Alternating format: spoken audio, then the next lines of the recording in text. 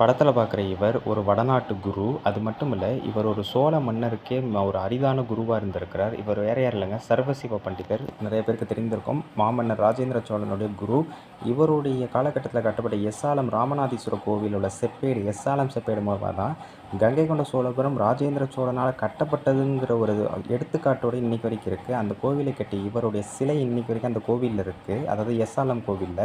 அதே மாரி பார்த்தீங்கன்னா, அவருடைய காது பகுதிய பார்க்கலாம். அதேமாரி வலது கை வந்து அபய முத்திரையும், இடது கைய வந்து பார்த்தீங்கன்னா, சிங்க கர்ண முத்திரை வைக்கிறார். அதேமாரி பார்த்தீங்கன்னா, ராஜேந்திர சோழரோட தஞ்சை பெரிய கோயில்ல உள்ள 19ஆம் ஆட்சியாண்டு கல்வெட்டு ஒரு விஷயம் சொல்லுது. இவர் வந்து வடநாட்டு குருன்னு சொன்னேன் பார்த்தீங்களா? வடநாட்டு பகுதியில் உள்ள மாணவர்களுக்கு தஞ்சாவூர் பெரிய கோயில்ல வந்து இவர் வந்து தேவாரம் சொல்லிக் குடுத்துருக்காரு. அதுக்கு 2500 களம் நெல்லு வந்து கங்கை கொண்ட சோழபுரம் மாளிகையிலேருந்து ராஜேந்திர சோழன் வந்து இவருக்கு குடுக்கணும்னு சொல்லியிருக்காருன்னா, அப்ப இவர் எந்த அளவுக்கு ஒரு போற்றத்தக்க ஒரு குருவா இருந்திருக்காருங்கிறத நீங்களே பாருங்க.